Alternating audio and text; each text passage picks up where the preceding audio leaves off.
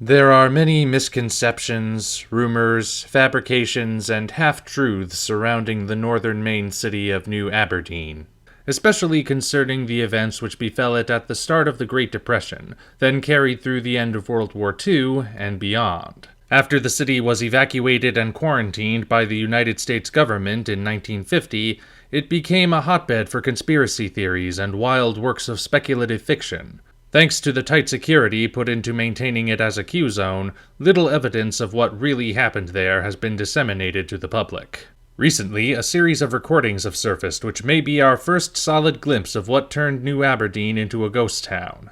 These tapes allege to be recordings of the Victor Jones Radio Hour, a popular radio program in New Aberdeen, which aired every Saturday night at 8 p.m. If authenticated, they have the potential to completely rewrite history. The veracity of the tapes is in dispute, mostly thanks to the strange accounts detailed within them. Some believe it is either an elaborate forgery or a fictional program from the era. However, supporters of the tape's authenticity point to the way in which the content occasionally aligns with known historical events. We invite you to draw your own conclusions. The audio-only recordings, minus the shortening of some musical interludes, have been remastered and are presented here in their entirety for your consideration.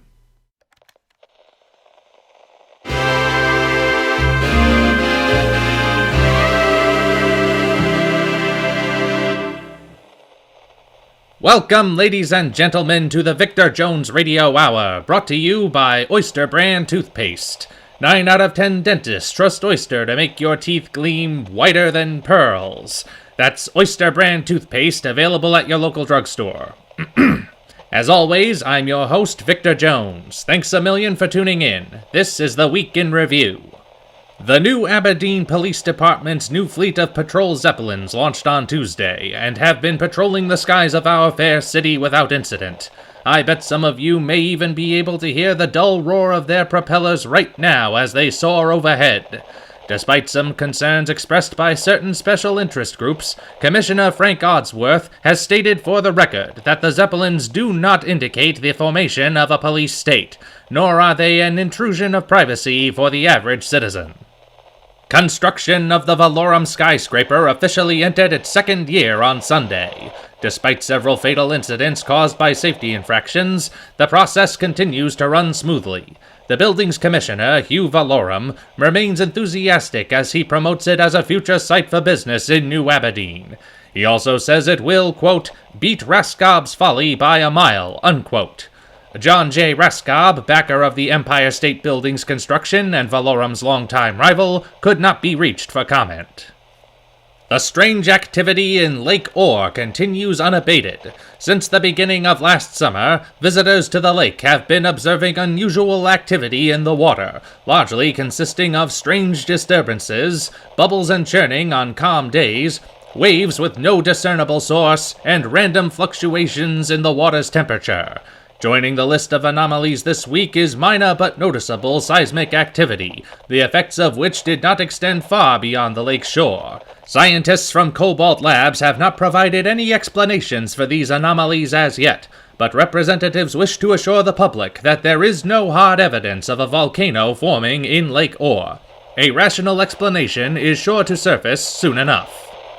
Before we continue, a brief musical interlude. This little number is one you might have heard at Nero's place, if you're rich enough to get in, that is.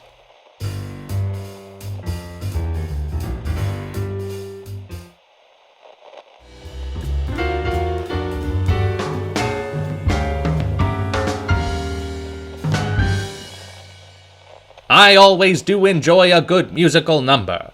If you're just tuning in, you're listening to the Victor Jones Radio Hour, brought to you by Oyster Brand Toothpaste, available at your local drugstore. You'll never clam up when you brush with Oyster Brand Toothpaste.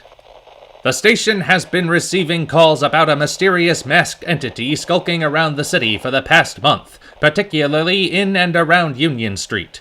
Eyewitnesses describe the figure as a tall male in a blue-gray cape and fedora, his face mostly obscured by a, quote, unusual mask, unquote. That's about as good as the descriptions get at this point. No one has been brave enough to get too close to him, as he has what some are calling a menacing aura.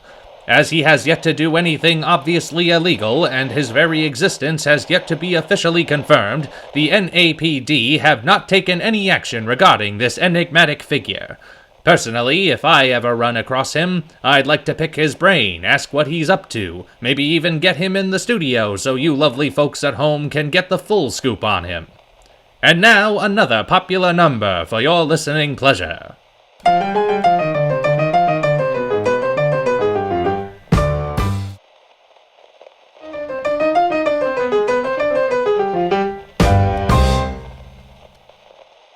Lovely stuff. Welcome back to the Victor Jones Radio Hour, brought to you by Oyster Brand Toothpaste. Brush with Oyster, and your teeth will look a shell of a lot better. God, I wish they'd change those slogans. More disappearances on Farrell Avenue yesterday, or as most of us have come to call it by now, the Devil's Lane. As usual, this one occurred on a city bus, part of the Leicester bus line. This is, of course, the third time people have disappeared without a trace from buses on the Devil's Lane in the past 2 months. Authorities are still unable to provide any explanation. The fact that these disappearances have always occurred on the bus lane is now being considered as a possible lead in the investigation. In the meantime, citizens whose daily routine takes them along the Devil's Lane are encouraged to make use of the city's elevated train system instead. The new Aberdeen Wrestling League's recently founded women's division is proving to be a huge success. Despite predictions that public interest would be nil and participants non-existent, matches have sold out to voracious crowds, and women from all walks of life have signed up for a chance in the ring.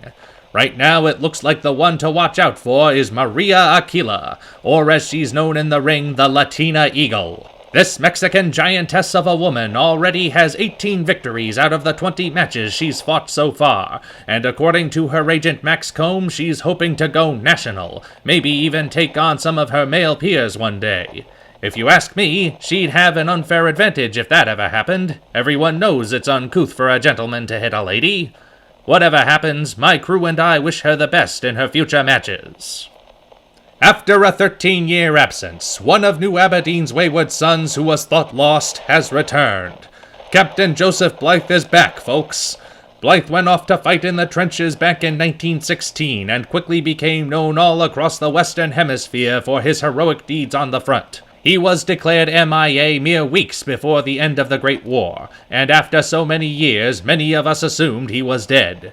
His sudden reappearance is unexpected, but nonetheless cause for celebration. Reporter Hope G. of New Aberdeen Daily broke the story this morning. While I'd certainly encourage you folks to read the article, don't think for a second that Vic Jones isn't getting a piece of this action. The station is currently in talks to have him appear on my show and explain where he was this whole time. We're hoping to have him on next week, but don't hold me to that one. As soon as we know when he's available, we'll let you know. Looks like we have time for one last number before signing off for the night. Just sit back, relax, and let the music wash over you. Well, unless you're driving. If you're driving, sit up and pay attention to the road.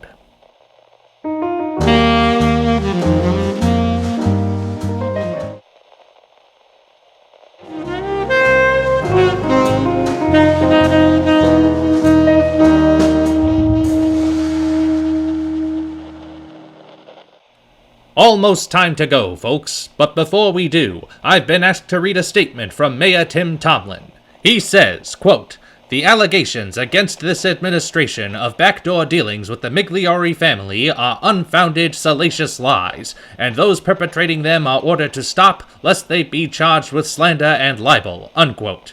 This, of course, is referring to the rumors that Mayor Tomlin received financial backing from the infamous Migliore family during the last election in exchange for protection from law enforcement. For the record, the New Aberdeen Radio Network does not take any stance on the controversy. Off the record, though, well, if I said anything now, it wouldn't be off the record, would it? Thanks for tuning in to the Victor Jones Radio Hour, brought to you by Oyster Brand Toothpaste. On behalf of my loyal crew, I'm Victor Jones. Take care of yourselves, and I'll be back next week.